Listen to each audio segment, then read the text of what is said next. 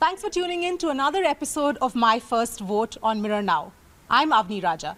We are here today in the Indian Institute of Journalism and New Media in Bengaluru, where I'm going to talk to the young voters here to find out what is it that's on their minds, what are the issues that they're concerned about as we go into the elections of the Lok Sabha elections of 2019. All right, thanks everyone for coming in and joining us today on this show. Let's now look at what's been happening over the last few months. We've seen, ever since the election dates were announced, we've seen a lot of talk, a lot of politicians coming out, saying a lot of things, making a whole lot of promises. But I want to understand from you guys as to when you hear all of these kind of promises being made, when you hear all of this politics being played, what goes through your minds? Do they instill confidence in you that they are the ones who are perhaps going to come and lead the country going ahead? Who would like to start? I feel that all the promises that are being made by these politicians, and we have been seeing it like through all this while, that what is being told during campaigning, during elections, is not actually what happens as results. They say a lot of things, a lot of schemes come up, a lot of promises are made, road ban jayegi, electricity aa jayegi, but at the end of the day, it's not what happens. So I think that's what comes in my mind when I think of voting, when I think of politicians, when I think of elections. Before promises, the other thing that comes to mind is, do all of us really have voter ID cards? Like, I applied long back, I still haven't received it. Okay. Where is it? When will I get it? If you are talking about the issues that youngsters want to be addressed during elections, the thing that should be before it, if they really have the voter IDs. Another issue I think which we need to talk about is the motivation behind voters as to who they vote for. For example, a lot of people vote for either one party because of a certain leader or another party because of another leader, right? So what we need to look at is, on a local level, who are we looking for? We need to vote for our cooperators. We need to vote at a local level so that some change is initiated, right? Voting for a particular person would in turn probably not influence change as to yours and mine on a daily level, but voting for somebody locally might do that, right? I think we need to focus on that more. Dates are announced, all of this comes out. It's very difficult to understand if these promises are for us or are they actually, throwing in guns to each other. Every party would want to come out with a promise that the other party is not coming out and try to blame the other one. It's quite difficult to understand if it's for us or for them, basically. For the past 10 years, what we have seen in India is, discussions not about important topics. What the politicians have been talking about is blaming each other for stuff which does not matter to the common man, right? Who got what kind of, who took money, that is important, given. Jobs, farm sector, important. But there are other things which are problems created by the new millennia. I mean, the technology is growing so rapidly and we don't have a data protection law. Like, how is that make sense? We are going online like crazy, like around, huge number of people are coming online every day, every year, right? And we are not, we don't have, any regulation which talks about that data, how that data should be used. We have never seen any politician talking about the real issues that common people are facing. You go to rural areas, there are canals, there's no water. You go to some village, there are cylinders, there are no gas. There is no gas in that cylinder, right? There are roads, but there are no vehicles to drive. There are APMC yards which are empty, and the farmers, produce is rotting in the field. So, and why? Because there is no transportation, because there are no cold storages. So these kind of issues are what needs to be addressed. So that's my take on it. I mean, the politicians start talking about these real issues, and maybe the citizens will come out in droves to vote. Right, absolutely. In fact, does anybody else want to come in here? Because like you pointed out, whether it's who's building the biggest statue, or whether it's Ram Mandir, or even politics over cows, we're seeing all of this playing out when somewhere the real issues are getting lost. So when you see that happening, when you see that you are the people who are going to grow up in this country, going to get jobs, are going to take the country forward, and you see all of this happening, how does that make you feel? I think that the entire nation is discussing issues about the nationalism and anti-nationalism and Hindustan versus Pakistan. But the main issues like farmer suicides and employment, development, these issues are ignored. And I think it is the concerning issue because the peoples are really interested in the development, employment. Okay, let's talk about Karnataka. Let's talk about Bengaluru specifically. We've seen what's been happening over the last few months as far as the Karnataka government is concerned. When you talk about Bengaluru, a couple of things that immediately come to mind is infrastructure, the transportation, water problems, the lakes, we know all of that. So when you see all of this and you know there is a national election coming up and you know that right now the focus of the state government has been more on their own internal politics rather than actually governing the state, how do you see this playing into the national elections? How do you feel about this, about the future of the city, the future of the state? Honestly, it's quite sad because it's not been long that I've stayed in Karnataka, but at the same time, the entire 10 months I've been here, the only discussion that's happened is whether BJP would want to come back or whether JDS Congress is going to split up. I don't understand why, major issues are not being brought up. And it's so sad, it's so scary that, these are the politicians that would all come up when it comes to national elections. And I don't know what politics will happen then, what issues will actually be talked about, because they haven't spoken about infrastructure, they haven't spoken about water. There are, as you said, there are canals, there are no water. We are trying to build elevated corridors when we know that Bangalore is growing so far, we have no other option, but we have still not talked about it. The water that comes to Bangalore is literally very far away. How are we going to deal with that? Yes. But those are the issues that are not discussed, and it's actually very scary because these are the people who will actually stand up for the national elections too, and how will we vote when we know that they would actually not take action, they would not even talk about it. Coming to that point, I think the issue we need to talk about is, rather than playing blame games or parties blaming each other or making comments. So I think the government, whichever that comes in, needs to ensure that more transparency and accountability is maintained, right? And that's the main issue here. And also there's an issue of freedom of the press, which I think is pertinent to us. Off late you've had a lot of attacks of various kinds of journalists, and the government or the government that comes in needs to ensure that certain rights which are being enshrined in our constitution, they need to be maintained, right? And I think that is very important in order to ensure that accountability and transparency is there. Let's pick up on that point. In fact, I mean, we're all journalism students, we're all journalists. You know that this is where you've decided that this is where you want to build your career going forward. Is this a common thought that all of you have going on in your minds at this point about the freedom of press, the freedom of expression right now? Taking into account the recent thing that happened in Shillong Times that is going on the editor and the journalist, it is extremely scary if I think that I'm going to work in this organization later, and even if it's a very big organization, I'm going to be constantly under threat if I write something against the government, if I write something against the judges, against the army, because what the government is doing, it's taking the army, the judges, the government into one combined entity against which if I am against government or against talking against the army, is this one entity that I'm against. So I'm being an anti-national because this one entity is the most nationalistic standard there is. Because the narrative that is being built, if I've understood you correctly, is that when you question the government, for example, in the recent past, that means you're questioning the defense as well. I want to take it forward to not only journalists, but the government is very opaque in this manner. I mean, even if you are going to get a project like this happened in the elevated corridor project in Bangalore, I mean, the government should come out and discuss it with people. There are a lot of civil society members who really have an expertise on what the government is trying to do.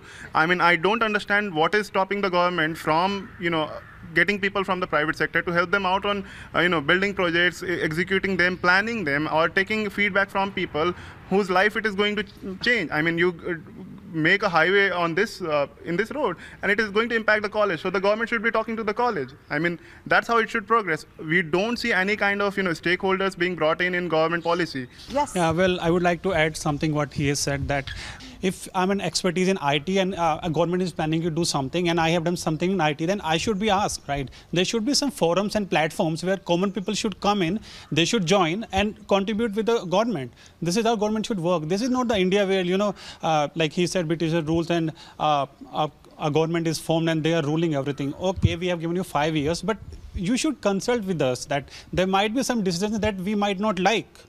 we have voted for you, and now we think that you are not doing the right thing, then we should be asked, right? I'd like to add that there is this competitiveness between two parties when they're running for elections, since we're talking about elections.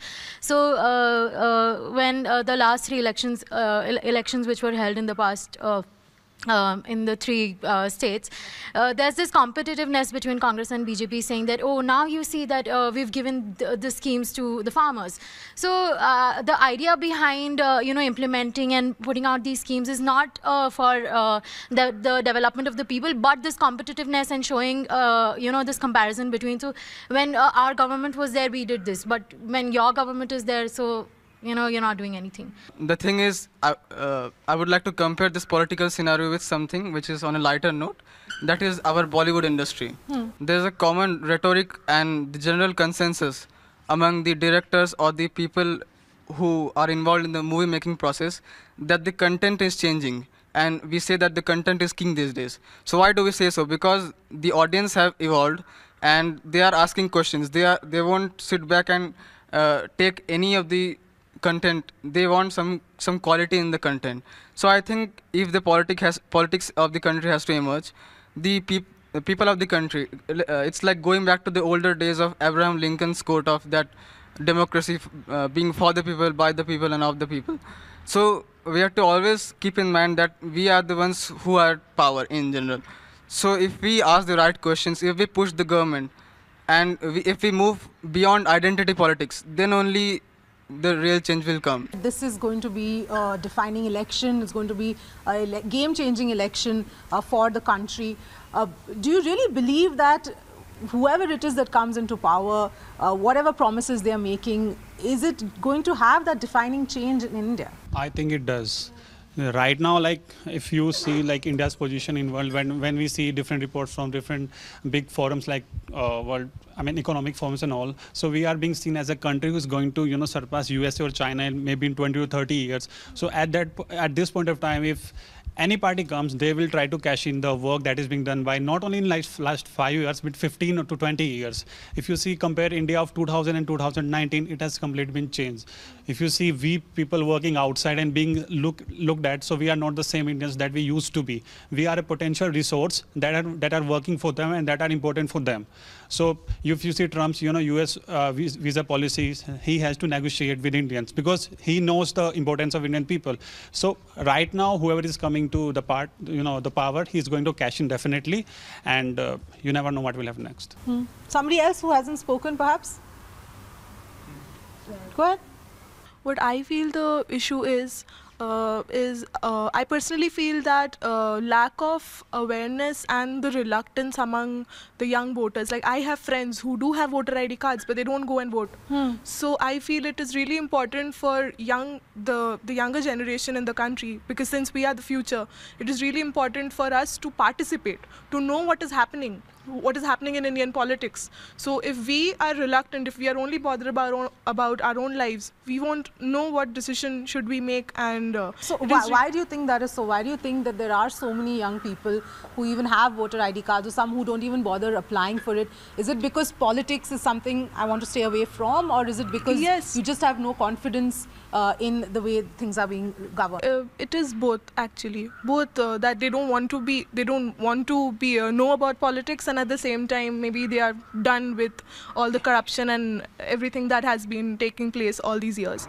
But then despite all that, I think it is we who can bring the change, because we are the future of the country. So it is when I see the reluctance in people around me, that they don't want to know what is happening and they don't want to participate in during the elections. So I feel it is a matter of concern. And initially, when you just enter into this zone that you are going to vote and you are going to make that impact, you realize after some time that there's nothing for us. It's like you're just going there and just pressing a button and that's it. So with end-to-end with energy, a young voter goes and see, he understands that yes, I belong to this country and I have some importance. But and I have done that, like I have gone to a MLA after the elections and just point out my concern, but there was no one to listen to me. So it just basically demotivates me, and it makes me just a holiday. Like I can enjoy my day, I'm getting a holiday for my work, and that's it. So that's why, as I mentioned earlier, that we need to give more importance to the vote of the electorals. They should be told that yes, your vote matters to us, and that's why more young people are not interested in going and vote. That's the problem. So it's more about losing confidence on for whom we are voting. But the story doesn't end with losing confidence. We also have the option of nota. Even if we do not have the confidence of on anybody, we can simply go and press the nota button. The election system is more distorted, or even the democracy is more distorted when a person decides to sit back at home and not go to vote. Yes, I completely agree with you, yes. Okay, what has happened is in the 2014 elections, what happened was a lot of people were online already. BJP capitalized on that and got everybody involved in politics. There was a whole lot of, a new generation of people who started discussing politics of that time, right? And it has continued till now. There are a lot of people on Twitter, Facebook, and all the other media platforms, social media platforms, where they are discussing all the politics. And that has got them involved finally. Some people have started talking about it, even if it is only on social media. And that has made them aware that there's a world outside their world. There's an actual country which is running around them, right? And they are a part of that. That's what people have started realizing. This generation had never seen any kind of protest or any kind of big thing which would have got them involved in politics. In the 80s, we saw jobs and unemployment and all those riots, Ram Mandir and all. That got the whole generation aware of the situation in the country. And this time around, it was social media which got people to understand the topics of their time. And now a call to them goes out saying that they should come out in droves and vote for nota. The logical conclusion of this path would be that nota gets weightage in the countings, right? That re-elections finally get held, right? So that should be the aim, because right now what we are seeing is a whole crop of leaders who are almost no good. You can't justify one by you can't say one is good and the other is bad. Everybody is painted from the same brush, and there's very little difference between them, right? They're all discussing the same things and nobody cares about the government. Even if I don't have choice, like those three people, if there's a next batch that would come, or next three people that would come, would be from the same party. And the problem is I don't have the confidence in the party. It's not a person that I don't have confidence, because I do not know the person. Even if there's some other leader and other MLA from my area that has stood up for the elections, I don't know that person. I don't know the next person as well. I don't know what he exactly is, because ultimately what I believe after all this while is that everyone would turn up to be the same. That's what the problem is with me. And since this confidence in political parties came up, I think all of us needs to be less obsessed with the political party, or say with Mr. Modi or Mr. Gandhi, but we should be obsessed with a local representative of ours, because that will be the person who will be our representative. So we should not be obsessed with, say, Mr. Modi or Mr. Gandhi, but the person will be representing us at the local level.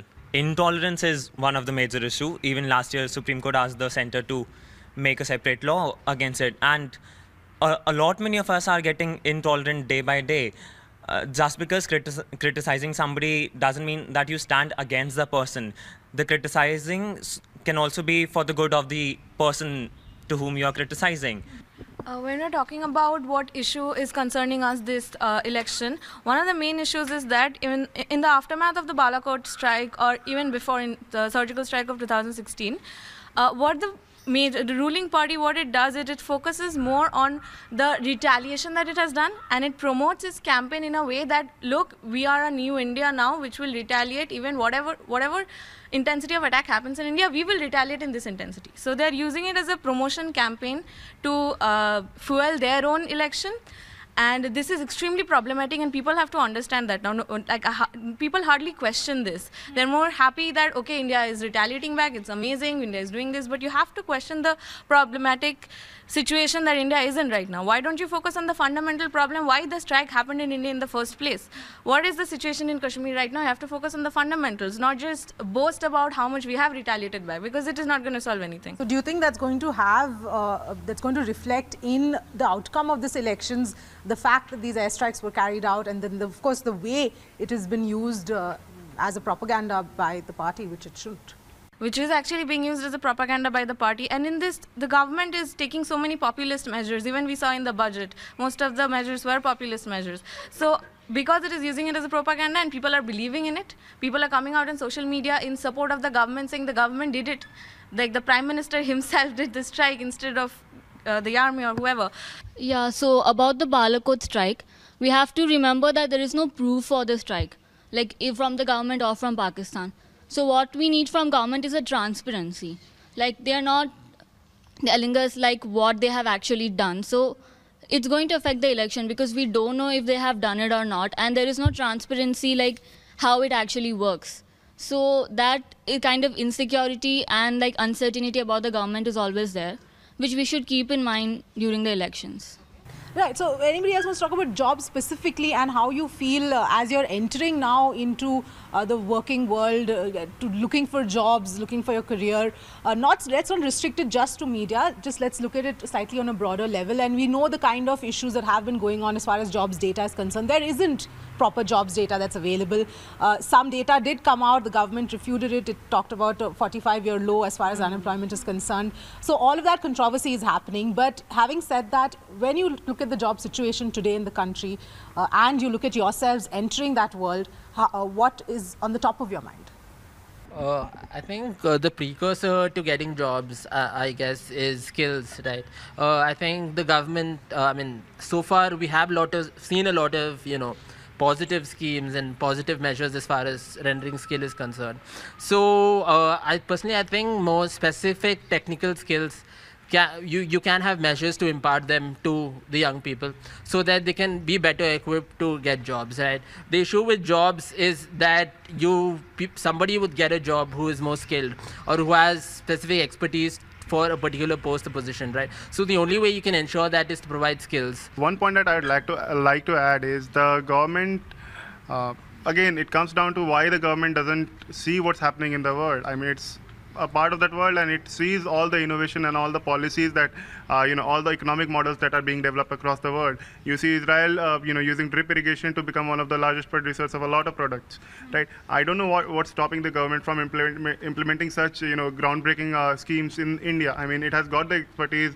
Israel has invited India to do that. I mean, there are a lot of expertise being developed in, to improve farm sector. And right now what we see in India is that 60% of the population almost is living in rural areas involved in farm sector or sectors related to that. That's a very, very important point, but I think we're completely out of time now. So thank you all so much for talking to me today and for participating on this show. It was really great, and to see all of these points, to see all of these, so much clarity of thought, and I do hope that all of you do go out and vote. On that note, that's a wrap on this edition of My First Vote. Thanks so much for watching. We'll be back next week with another city and another bunch of first-time voters.